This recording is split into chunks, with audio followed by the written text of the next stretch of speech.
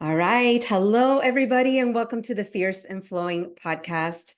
As always, I start my podcast by saying how very excited I am to have my guest. And today is no different.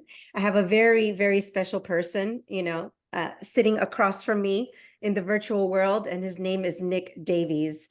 And Nick and I go back a few years, 3 years. Oh my gosh, I can't even remember. I feel like time is flying. Yeah. Maybe in 2020 is when we met. But Nick and I had the pleasure of working together as coaches on a few corporate teams and with certain individuals. And it was such a pleasure for me because usually when I coach on my own. And so to coach with another incredible coach who, I think we have similar beliefs about people, and the transformations that are possible for people, because you and I have been through some transformations, but also to work with someone who has different gifts than I do, different strengths, sees life in a different way. And that was such a pleasure for me to just kind of bounce off of each other while we are, working to support leaders and teams. So before I go any further, let me introduce Nick to you. So Nick is a Tony Robbins trained coach with over 20 years of experience in the corporate world. His sweet spot is for delivering value in working with high achieving financial advisors who want to add zeros to their business, but aren't willing to sacrifice their health or their time with their family. So Nick, welcome. Thank you so much, Mo. It's good to be here. Yeah. Excited to get into this. It Spend is some time. exciting. And so before we jump into, because pretty quickly I jump into asking you about your fierce moment. But I love how you put together this short bio, and we will get into Tony Robbins and what brought you to Tony Robbins. But this bit about working specifically with financial advisors who want to add zeros to their business. Like, who doesn't want to add zeros to their business, right? A lot of entrepreneurs watch this podcast, a lot of small business owners, solopreneurs, but specifically individuals who don't want to sacrifice their health or their time with their families. Like, why is that important to you, and why is that your niche? I believe a big part of knowing where you should focus and finding where you can add the most value when you're providing a service is going to be looking into yourself. If you have a product, a physical product, then that's going to change a little bit. And just like a physical product, your service can apply to lots of people, but there's places where it applies the most. And it Yeah, tends to be the inward look to get the outward look. And it's those people that are in a similar situation to where I am in lots of places in my life. Wanting to grow business exponentially, knowing how much value I've got to add and want to add and impact to have, but all the time being aware of the other things that were deemed so important in our lives. It's crazy to think that, okay, part of doing what I do now and the pull to do what I do now, rather than settling and staying working in the corporate world and banking that I did for 20 years, is wanting to provide the most I can for my family. yeah, What happens is that if you once you go get that thing and create the thing that you want, then you like that and you tend to be pulled to it, and it takes on a life of its own. And then if you're not careful, the very thing that you went to do to provide the level of fulfillment and lifestyle for your family can be the very thing that takes that away. yeah, And that's and then so there's people who can get really frustrated in that space where they're pushing their business, and they're up at a certain threshold and they're trying to push harder and just trying to do more of the same thing, and recognize that it's not really working, so they're pushing harder as well, and then that's starting to impact the family or their health. And because of that, then they tend to settle in their business. yes, And so they go, okay, well, I can't push as hard as I was pushing. I got, because I just hurt my family, I'll stop pushing. And then the danger of doing that is then you take that resentment to your yeah, family, to your health, mm, and then it becomes self-fulfilling anyway. Right. And then like they could get into this cycle of, well, all right, well that doesn't work either. Let's go back to working on the business. So and then all those key pieces in your life become things that make each of those key things worse rather than making them better. And Right. the antidote is to creating goals and focuses to know that, that old saying, you can't, they want to have their cake and eat it too. It's like a weird saying, but I don't know, why wouldn't you be able to have your cake and eat it too? But that's how we should be thinking about it. It should be that you should be able to have your cake and eat it too. Like, Right. Right. This all of leads those me things to together. a question, and I'm wondering what you think about it. Do you think balance is possible? I believe it's an equilibrium Mm-hmm. rather than a balance, because to me, the meaning of the word balance is that it's done, like it's Right. balanced. Right. If you think about if you're one of those little stability balls you get at the gym, like the half Yes. ones of those, I Yeah. don't know what they're called. If you're standing on that and you're balanced, Mm-hmm. it's what is the case is that you're not just standing still, you're constantly moving it around. That's right. Oh, such a good Balance point. itself Yeah. is naturally never in balance. Yeah. Think of it as a station. I tend to think of it as a stationary thing, balance. Whereas it's constantly moving. You're constantly balance is never achieved. It's a process. Yeah. A I think process. it's I actually have a frame that I coach to here. I call it the diamond of success. Mm-hmm. So if you think about the shape of a diamond, or the 4 points of a diamond, you have your business, you have Mm-hmm. your family and key relationships, you have your health, all parts of your health, and then on the last piece of the diamond, your contribution. All those Right. things that enable you to give back more. And the idea is to keep that diamond shape integral, like to hold the shape of that diamond. So all those 4 areas, you're focused on in a right way, they should all support each other. If Yes. you're pulling one way or ignoring something else, then the shape of the diamond doesn't exist. Yeah. That's the check, right? Always. So that's how I think about the balance of it. It's just how integral is my diamond shape, right? Am I looking like a diamond or am I looking like a triangle, right? Yes. Or I'm looking like just a one single point. So yeah, that's how I think about it for sure. I love it. Yeah. And I think a lot of times what really helps is just um being in a place of awareness, right? Because so many times we're so focused on that end goal, and there's nothing wrong with that. I mean, that's what lands many of us in this world of entrepreneurship and solopreneurship is the idea that we want to get somewhere, that we want to make an impact, we want to do it our way, we want to do it authentically. But if we don't create the space for awareness, we're not really identifying those markers that are, red signs of, hey, if we don't come back into awareness and and figure out that I'm outside of that diamond, things could get ugly pretty quickly, as far as this idea of balancing our life. Um, so so yeah, okay. So we can continue with that journey, but I'm going to stop right there and jump into your fierce moment. And I know we have so many fierce moments, and just looking at what you shared with me, there's a lot in there, right? But for you, when you think of a time in your life where you really had to step into this concept of being fierce for yourself, to make a difficult decision, to go a direction that most people would never have wanted you to go, or you didn't think you were capable, but you kind of had no choice, it was time to do this.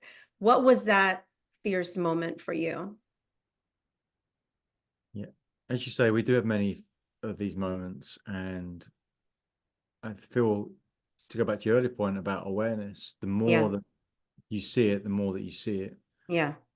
because they do come up, big, huge things, and even on a day-to-day basis, where the moments where you're just like pushing into the place where it's definitely not comfortable, but it's the place that is true. And the more that you can do that, the more you build the muscle, of course, and the more clear it becomes and the more certainty you can take to it. Yeah, the moment I'd like to share would really be because I can see many other catalyzing events and fierce moments between then and now, but the the first time that I left banking, because there was 2 times, Mhm. let's be clear about that. Like, yeah, was back in 2008 when the financial crisis had hit, and that was just that was just part of the environment. Just for context, personally, it was a time where I was in some flux, and I remember working. Really like working in banking that for that previous 5 or 6 years, and I liked the energy of it. I like Yeah. being part of that, and it changed. Right, it started to get like I started to get frustrated with where I was. I couldn't move forward. I didn't know what that was, Hmm. and I went. I would often so working in the City of London. For those who know the area, City of London near Liverpool Street, and then one of my friends worked for a big accounting company, and we would meet right by St Paul's Cathedral. There was a Starbucks there, and we would often meet. It was about it was about a 20-minute walk for me, probably about the same for him. We'd meet there for coffee. So it's like a nice little break in the day. Right. We'd get to do every couple of weeks or something. I remember going meeting for coffee, and it's like in a little square where London Stock Exchange is or was. And I just remember, I don't even know whether it was him or me who said it initially. But we were just essentially just complaining about where we were. We didn't like, I remember those days. Yes. yeah, right. Like it's misery loves company. So not Yes. really useful in itself, but I suppose what it came to was just a Sure. moment of saying, oh, like I give up, like Yeah. should we just the language or the slang we used at the time was sack it off, which has just been stopped in it. Like, should we just sack it off and just go traveling? Mm, And I don't know where the traveling piece came from necessarily. Maybe it was like something that was on our mind, or we talked about before, or someone had done it, but it was just we just were aware of it. Just like you just suck it off and go traveling. And the other person was like, "Yeah, all right, yeah." And just as a joke, and then it became, "Well, why don't we? right. What does it look like?" And that that was something like some June or something like that, June of 2009. Yeah, I think it was June 2009, and then yeah, by September we were somewhere in Southeast Asia, and at that moment was very freeing to think about what could be done um, uh, with the little responsibility I had, but it was not knowing where to go and then suddenly having a way out went from being frustration to excitement, like in Right. a moment, but also still with that trepidation and that fear that's important when it comes to Hmm. changes. Um, and that's that was really like I suppose the moment itself. And then there's the smaller moments, but that's the fundamental decision at that point to change the game. Saying, screw it. I'm done. I'm out of here. I'm not going to sit here and complain every other day while having coffee that my life sucks. I don't like this job. I'm not going where I want to go, Right. and gosh, what would it look like if we just like took off and just traveled the world, right? Yeah. And you did it, and you said something that I think is so important, and you may agree with this, is like I find that, life gives us clue, our bodies give us clue, our energies give us clue. And for me, one of the big clues that you're onto something that you want to keep looking at, right? And sometimes maybe it takes us 2 years, 3 years to keep looking at it, right? Because Right. I do believe in divine timing. I do believe things happen when they need to happen. It's kind of outside of our, control. But this combination of excitement and fear, it's a really powerful combination, right? One thing is feeling just fear, which I think kind of is something different than when you feel both the excitement and the fear. That's something saying there's something here I need to pay attention to a little bit more deeply. What do you think about that? I definitely agree with that. And I will say to my clients that if you haven't got both of those, it's probably not the right thing. Yeah. Oftentimes, that's as you say, that's the key. Yeah. Uh, Key to have, because if it's just exciting, it's more of a pleasure thing, and there's no fulfillment, there's no depth to it, Yeah. which is fine. There's nothing wrong with that, nothing wrong with pleasure, but it's not going to sustain you. It's not going to keep you going. If it's just fear, you're going to be likely paralyzed because you're not seeing upside from it. But also on that note, I think you can also cultivate that, right? Yes, To be able to train yourself to see what you're going to get from going through that thing rather than just being looking at the downside of what it's going to take to get there. yes. Also practice. It's definitely practice. So what did you get from that experience and how long did you travel? 7 months or so. Mm-hmm. It was definitely transformational. It's almost like cliche to say, I never, it was the difference in just following the path that was prescribed versus doing something that's different and just deciding to just see what happens. Like, Yeah. it's really interesting to see the conversations that I had or observe the conversations that I had leading up to the point where I was leaving, especially when I handed my notice in at work. And I mean, it's different how it works in England. Like, there's no 2 weeks notice there. So like, there's the level I was at required a 3 month notice period. Wow. And there was some like the flexibility in it. I ended up working 10 weeks, I think. So I Wow. had a bunch of different conversations with people that were stakeholders and senior people, the people I worked with, like, to talk me into staying. And but it was one of those things, Mo, that this is what I'd share about this, is that I was never looking to get talked into staying. Mm-hmm. So I was never, it was the, I didn't see a way that someone would tell me that, because there was nothing to say, oh, if you do this, then this happens. If you stay, then this happens. It's more like, Right. stay, well, this could happen. Or like, if you did this, it was like, well, I've considered all those things. Like, Yeah. well, I feel like I went through that journey already. I felt like it was definitely the only option that I had. And that's very free in itself as well. But I Yes. would say now, if I think about it, if I was to if I want to get a like an intrigue from someone, I'd call it running away. Mm-hmm. Right. I don't think that because it was not a move towards something, it was a move away from something. Right. Right. So if I think about the fierce moments that followed on for that, it took a while to get to one where I was running towards and not running away. Yeah. Ooh, Maybe. that's so powerful. And Mm. and I don't think there's anything particularly wrong Yeah. with the running away, Right. right? Because that's what creates a transformation. I know that Right. I've had many of those moments where I can sit there, honestly, look in the mirror and say, I ran from this. Like, I ran from this. But then it's what opened the door emotionally, spiritually, mentally, to that next, Right. jumping off point, right? And the next evolutionary point in my life of who I'm here to be, right? Um, and so it's kind of like that conflict, right? That the hero's journey, you have to have that conflict point where it's like, okay, I may be running away from something, but it's really because I'm only running towards something that I may not even know what that is just yet, you know? Yep. And you got to go through that journey. So, you mentioned a few of these moments that you called threshold moments that happen after this jumping off point for you. What are a threshold moment? What are these threshold moments for you? It was a cool way to think about it, to go, okay, what happened next, and then what happened next, and where were the key decision points along that, Uh-huh. maybe sub points of that overall big fierce moment, that Right, right.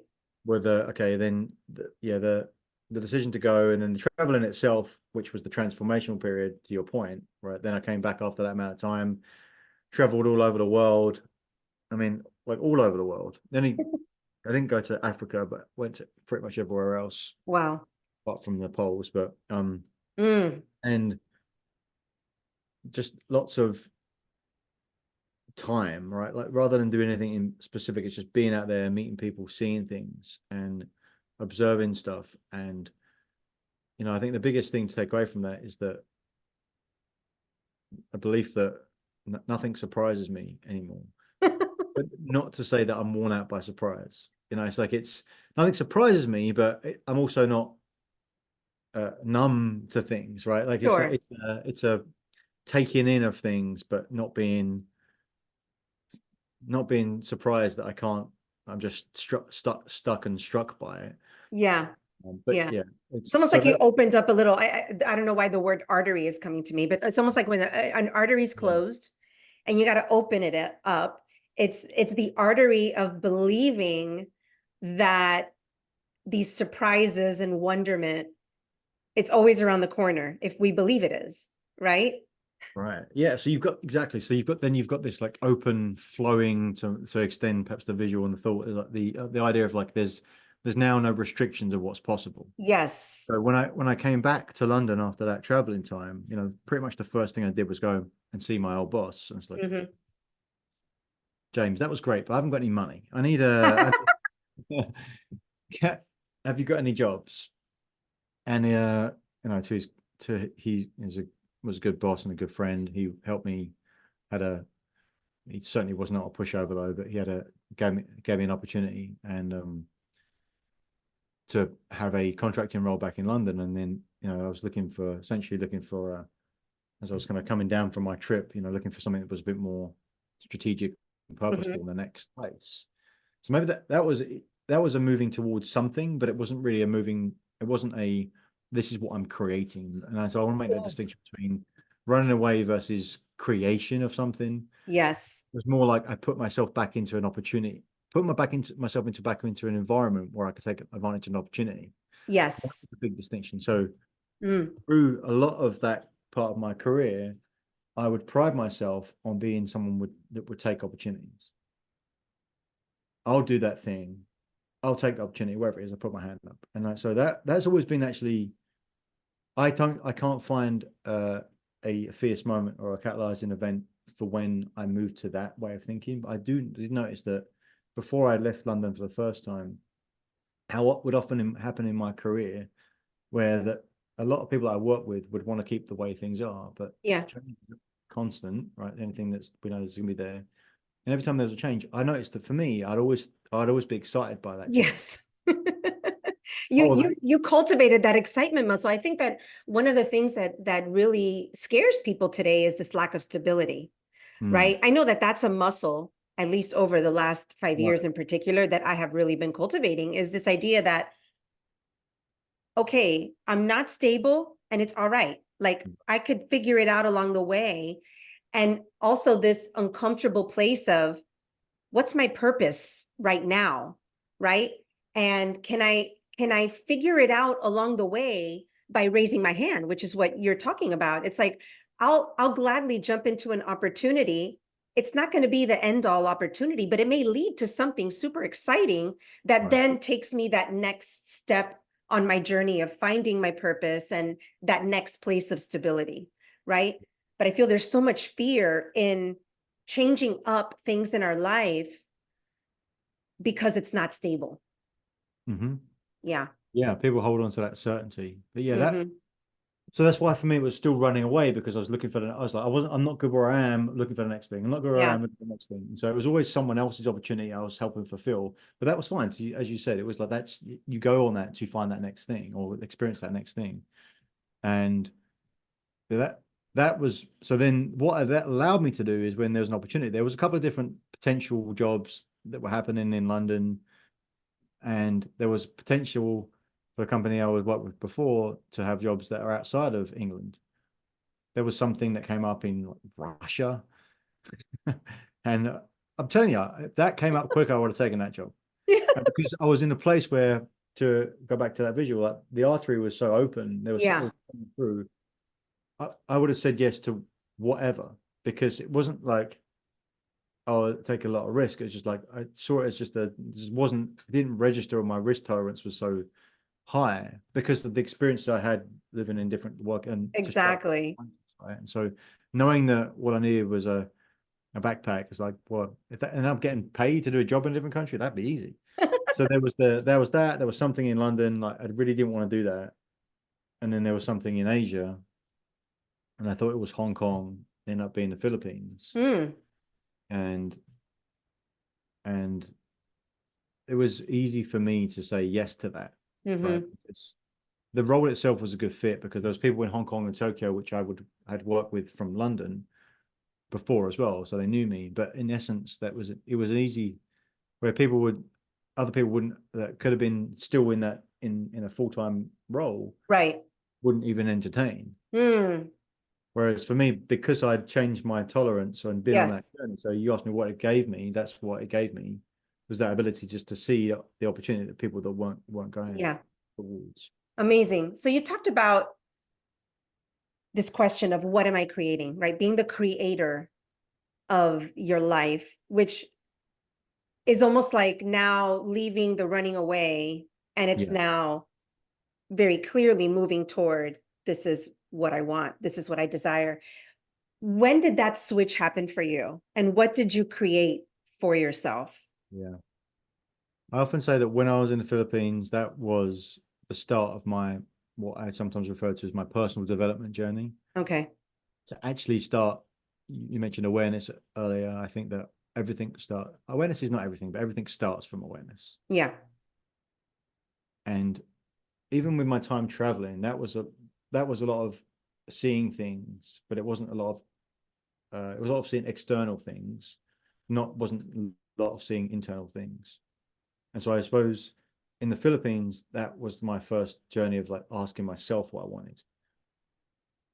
And so then we talked a little bit earlier about the pleasure versus mixing in that fear to get the Yeah. potential fulfillment. I'd never made that distinction before. And so when everything is normal, how do you get happy? Like, how do you Right. be happy when things are normal? Because I'd just be like, well, pleasure, and then work Yes. something out with it, right? No, that's not how it should be. So I started reading books. Often, I reflect on this piece of time by asking myself a question like, what would make me happy? What do I want? If I could do anything I wanted, that's the question I ask myself. If I could have it how I wanted to have it, if I could do one thing that all the time, because I'd have this ups and downs where I'd be Right. like doing this thing with my friends, we're hanging out, or did this traveling thing. It's like I can't do that forever. I need to I need to fund it. Like I need to. So what? But what would I? But what do I want to do? So what did I Right. end up? What's the goal? And the only thing I come up with was, oh, go to Vegas and like hang out with my friends. Like, Yeah, I but how old were you? was There 26, you go. 27, maybe.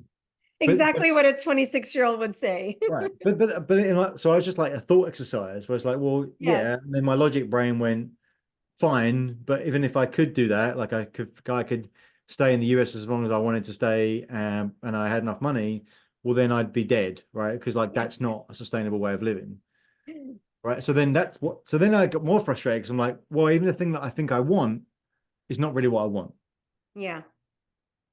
So I so then I started to think about, well, how do I explore, find out what it is that I want? Mm. And that's when I started my personal development journey, and the awareness is a big part of that. Because that just think about that now is crazy, because my limits of what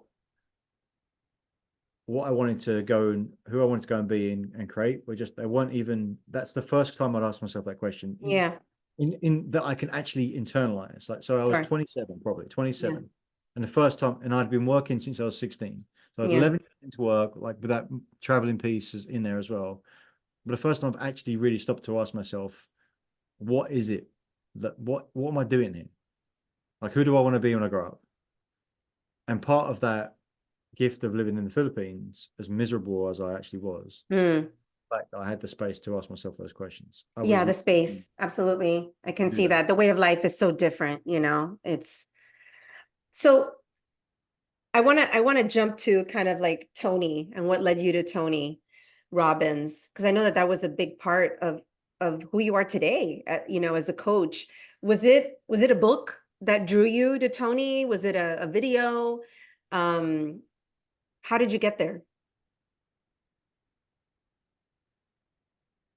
Good question. I have to fast forward a bunch of years through that journey, so the Mm, few thresholds made it to America, and then was really, after I got married, was really thinking about, okay, well, it's now that next stage of my life, marriage, families, and it's time to, I suppose the the depth I got from being in the Philippines and then moved to the US just kind of mhm. gave me some more equity to take out rather than to keep investing in. Mm, Wasn't, and so it gave me a few years back to like oh, this everything's okay, and like this is much better. But I still hadn't figured it, like I right. was going to say I still hadn't figured it all out, but that's not the goal. No one's ever done that. But I was on the journey of listening to a lot, started listening to a lot of podcasts, listen to what more possibilities were, and I was in that realm at Yeah. that time. There's a lot of Tony Robbins stuff, and like Tim Ferriss comes to mind, and Yeah. things like just understanding what was possible. And I started to think about what could I take this, or what could I do with it, right? Ask myself, rather than, so I'd evolved from asking myself a question of what would make me happy to what do I like that I've done or do in my Yes. career So that I looking for proof. looking for proof. Yeah, looking for proof, looking for evidence, look at the things that I've actually done and moved towards. And you realize that I really like helping people in my team get to that next level and break Okay. through where they are. So I would do it on a one-on-one basis in my team. I would do it for people that were like part of my team as a whole, other people's teams, if they'd listen, or Right. anyone in the team. I'd want, and just having that moment where we can get real with each other and break through things that were holding them back psychologically from a mindset point of view, then turn that into action to get a result.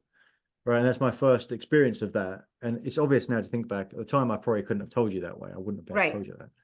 Right. And then, so I thought, okay, well, like I like this. What if I could do that all the time? What if I could do that all the time?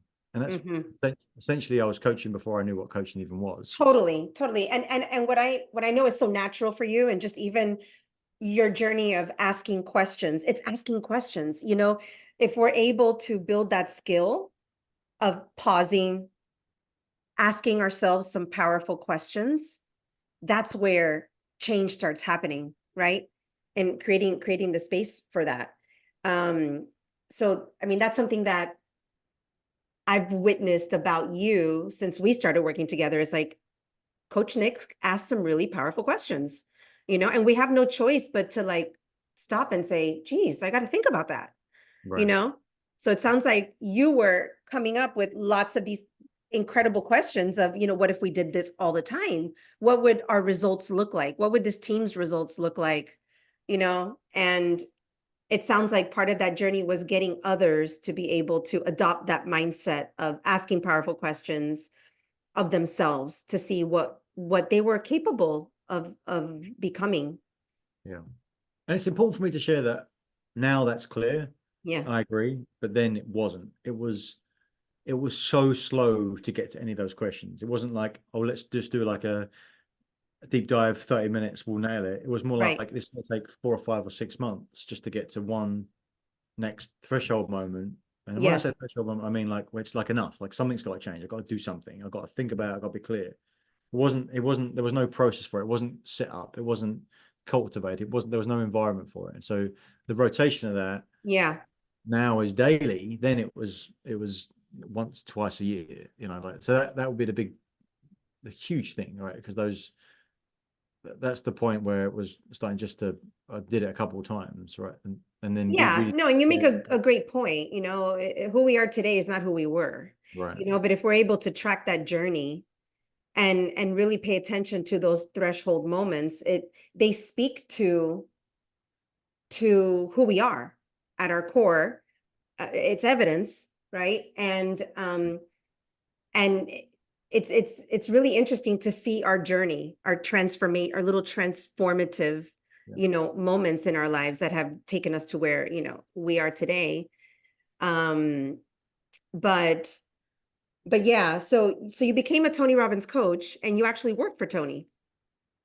Right. Yeah. Yeah. So in that process of asking questions, I was like, oh, how can I do this all the time? I was like, well, who do I know in this space is like the best? Like, who's the best? And like that's for me, it was Tony Robbins. Like Yeah. that's it. Like, who's the person who's been doing this longest? Who's the best? And it was really on a whim that I applied to be a Tony Robbins coach. It was. I didn't really expect to get anything that was any sort of invitation to follow the process through, because I didn't even tell my wife about applying in the first place, which is definitely a mistake. Don't Yeah. willingly or not Husbands, willingly. do share with your wives what you plan on doing. Yeah. Well, that's a part of awareness, right? Because I can It put is. hand on my heart and say it wasn't intentional that I didn't tell her. I just Yeah, didn't. yeah, yeah. But that's not good enough, right? That's not good enough, Mhm. right? So that awareness opportunity was more back then, but follow the process through. It's a crazy, amazing process. Like the standards are very, very high to be considered to be a Tony Robbins coach, to go through the Coaches Academy.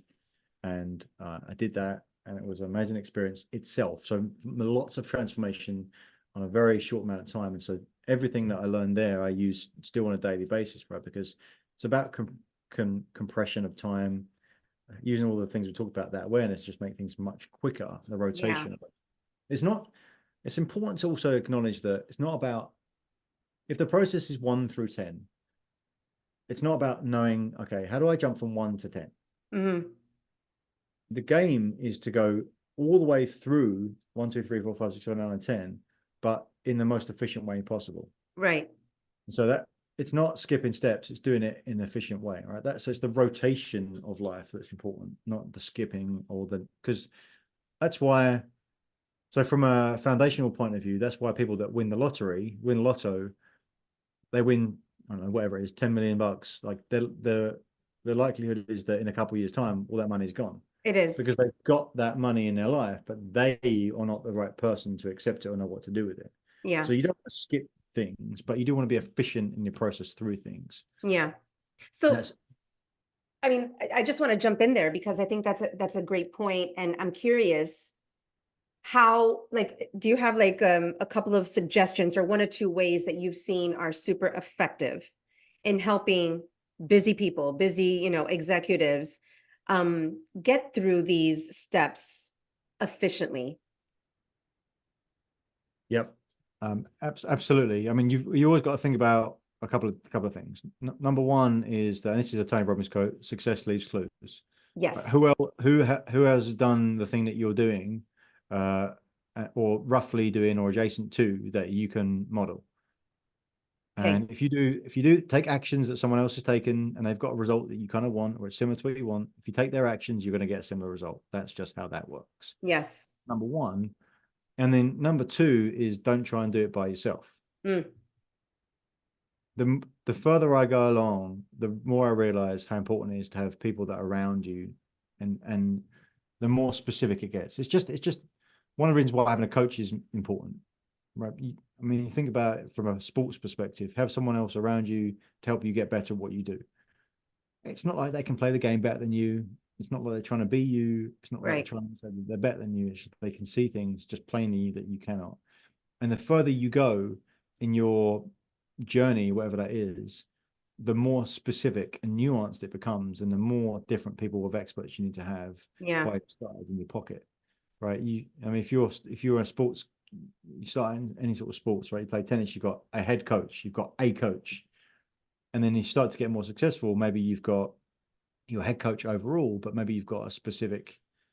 I don't know why I picked tennis. I don't know too much about tennis, but you got a specific coach for your serve. You've got a specific coach for your like Yes. actual athletic ability, your strength and conditioning.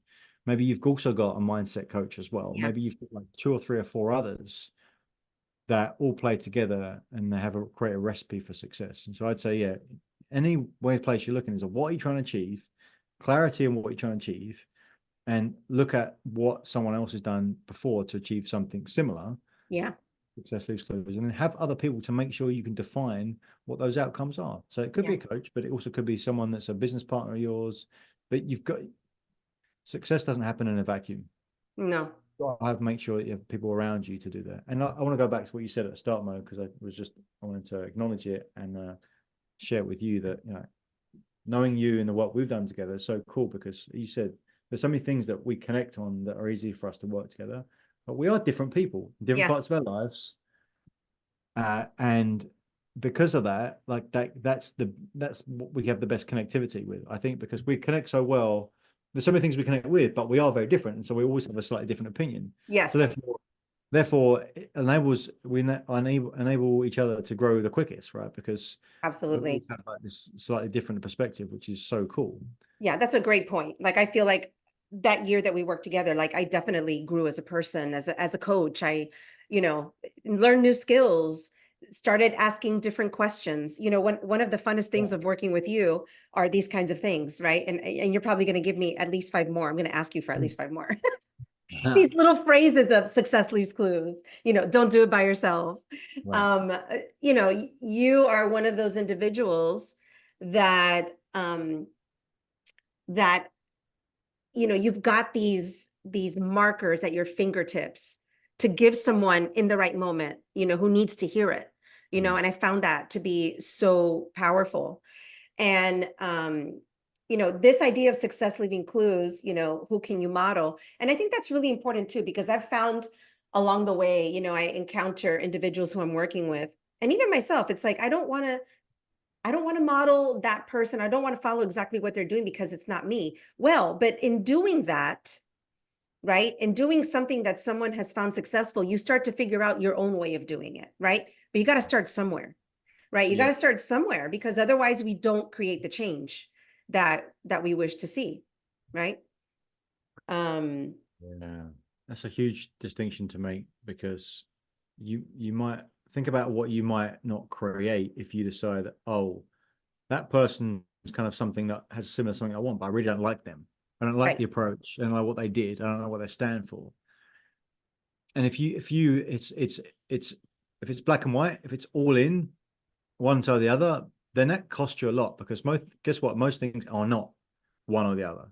right. Most things, and it's pretty unsatisfying, but most things are it depends and Yes. both, or yes, like, because there's always a tension between different areas. Yeah. I'm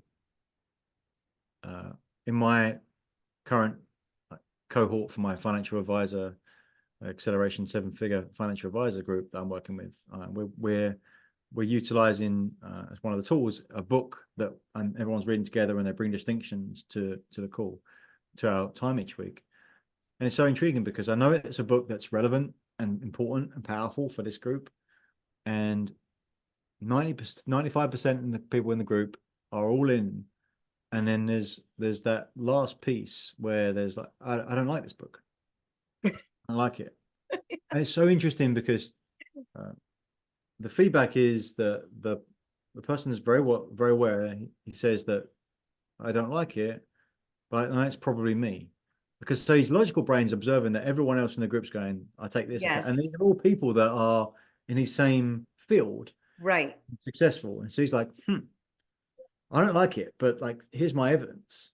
Yes. It's like all these people going, this is great, and I'm using it for that. And it's really, really intriguing for me, because what also I observed from him is that he'll say he doesn't like it, and it's playful, right? He says he doesn't like it, but then he will say, but this is what I got out of it this week, Yes. Love it. right? And so like he's got this underlying belief that he doesn't like it, but also taking things out of it and observing there's just the very fact that he can observe that it might be right. There might be a conflict. Yeah. Just the acknowledgement that there's a potential that it's him, Yes. not the book or other people. Yeah. That's value in itself. It That's is as much getting value. outside of yourself, right? We call it the ego when we're so into just our little world, our perspective, you know, what I believe, we're not really engaging with the world. We're not able to grow when we're stuck inside of ourselves, right? So, I mean, for me, that suggests a person who is growing, right? There's an energetic button there that you know, there's information there in and of itself, Right. right? Want to go deeper as to why you don't like it, what bothers you about it. There's so much information. But the best part of the journey is recognizing that we can learn something from everything. And I think that that really helps us to be kind to ourselves, right? Because sometimes we'll make a decision, we'll make an investment, and maybe it didn't work out. We could either be really angry with ourselves for a long time for making that decision, or we can say, oh my gosh, I mean, who cares about the investment? Look at what I learned. Look at what I learned about myself, or this is how I stretch. This is how I got out of my comfort zone. And maybe it's not for me, but I did get something out of it, right? And then we can drop it, move on to the next thing, you Yeah. know? And even to think about like that book as an example, right? It's like I like the book or I don't like the book. It, it's that, even that in itself, the whole frame is probably not. You can put the whole thing to a side. It doesn't matter whether you like it or not. it's, is there something that you can take from it to Right. apply, and Yes. therefore you get better, right? So it's always, it depends, right? It's Yeah. like, are you, okay, I don't like the book, but are you still going to get, is there something to take out of it? There always is. I mean, that's the thing where you can never really lose if you know that you're always going to decide to take something out of it. Yes. And I think it's like, you've also got to find what it means as you go through the process. Like, what does it mean to not like it? What does it mean to take something out of it?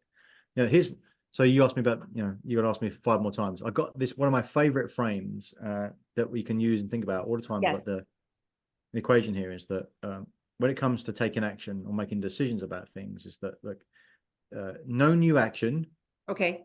equals no new results. Yes. Oh my gosh. So powerful and so simple. Right. And then, right. But it's so obvious, right? But so Yeah. the opposite side of that is, this is what catches people out. So you need this second part. So the second part is new action equals new results, right? So Yes. obvious, the opposite, right? But that has an A and a B to it. So Okay. new action equals new results. A, results you expected. B, results you didn't expect. Mm. But Yeah. always new results. But always new results. Yes. So then, so actually you might say, okay, oh well, I want new results A, please, like the ones I expected. So, well, maybe you confirm something you already knew. Yes. Now I'm more certain to take action I already got. But new results B is the results I didn't expect. Now, if Yep. you didn't expect them, it's like now you've learned something new as well as getting to apply something else. So you might say, like, I prefer that anyway. I prefer new results not expected, because Yeah. now I learn something and I can apply something differently. That's Because, definitely where I'm at right now in my life. I'm like all about the surprise and the unexpected. I'm like, bring it on. right, but you can't do that unless you take the action in the first place. It's true. It's so Break something true. to you. Yeah, and that's something that's so simple, but um so many people don't even think about that. You know, I want to feel unstuck. I want to feel unstuck. I want to feel happy. I want to do something different, but we're not thinking about actually doing something different and taking a new action, right? It's like, oh my God, so basic. It's so difficult for some people. And that's why not going at it alone, having someone outside of you that can reflect some things back to you that you're not seeing yourself, right? Because we're so in our little world. Um, Love this. This is so powerful. I want to ask you a couple things because we're getting close to the hour and I want to definitely respect your time today, Nick. Um, I love okay, wait. I wanted to let's see. What else did I want to ask you? There was something. There were like three things I wanted to ask you. Okay, quickly because I want to get to what being the father of little girls means Hmm. for you and what that has brought to your life, especially in the world we live in today. Like, talk to us about that because that has to add like a whole new level of, development, learning, this idea of helping them, right? To really understand themselves and cultivate their own, transformations as they continue to grow. But what has it been like for you being the dad of two little girls? I feel like, well, as we record this, that's one is 7 and one is 3, and it it's kind of, there's so many cliches here, Mo, is what it is. There's so many cliches that, I can't believe it's gone so quick, but also it Yeah. feels like forever. And there's so many applications as it comes to life and business and adults, because kids, we're just big kids, and so all the things that as a father can be, what I think can be applied in business, and just the continual coaching moments that I can't tell you how many times in a week I work with my clients and use an example that about something that's happened with one of the girls, Yeah. and it's so powerful because it's so Yeah. simple. Oftentimes something Hmm. that, like, me and you be like, oh, of course, but it's the same concept that comes up in a way that an adult can't see it, because the actual the structure of the story is an adult story, and it's like, oh, it's much more complicated. It's not really. It's the same principles and concepts when it breaks through. But yeah, it's the constant challenge of the pressure that there is, like, just the time pressure, and then the expectation that you can set on yourself. And I think the most challenging piece is that you want to be the best version of yourself, but you're in a place where it's all the time.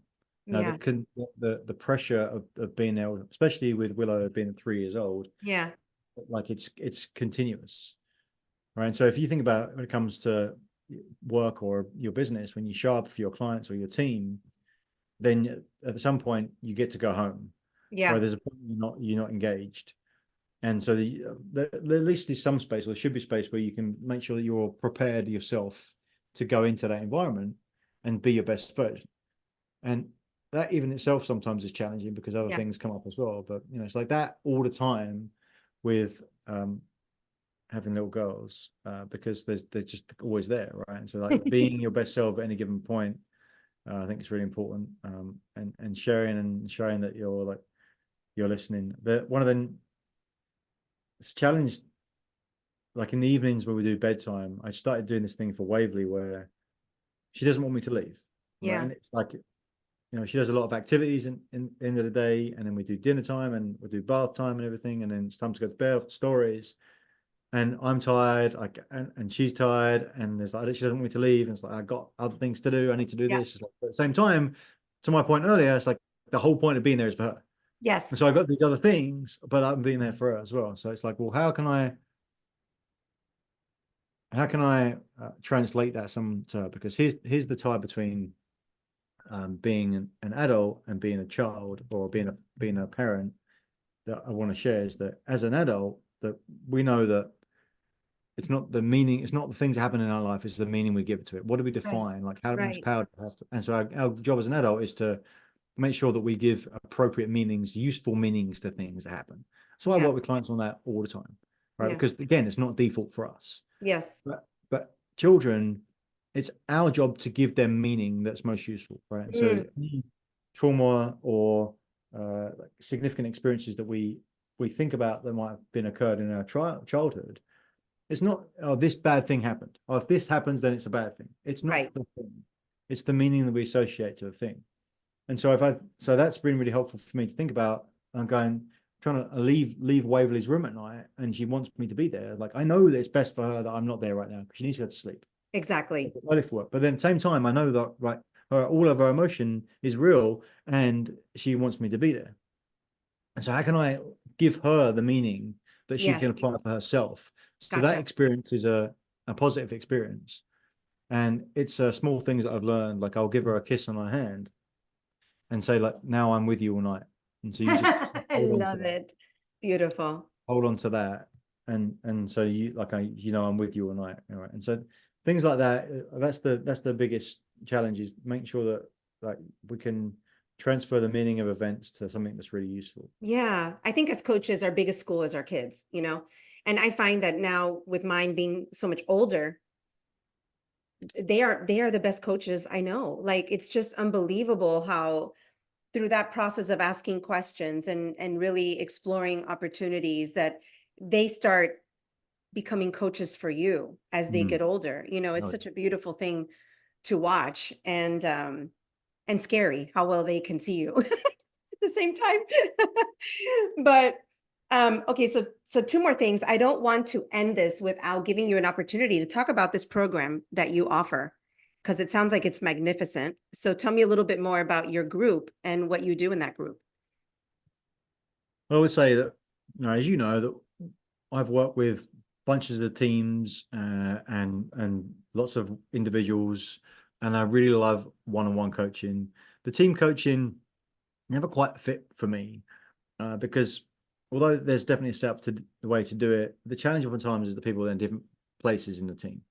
And so Mm. I thought, okay, how can I take those two things together? Because I know inherently that there's a lot of power working with groups, because you amplify yourself as a coach when you do it. It doesn't take away. It's like, oh no, I've got to share with 9 other people or something. No.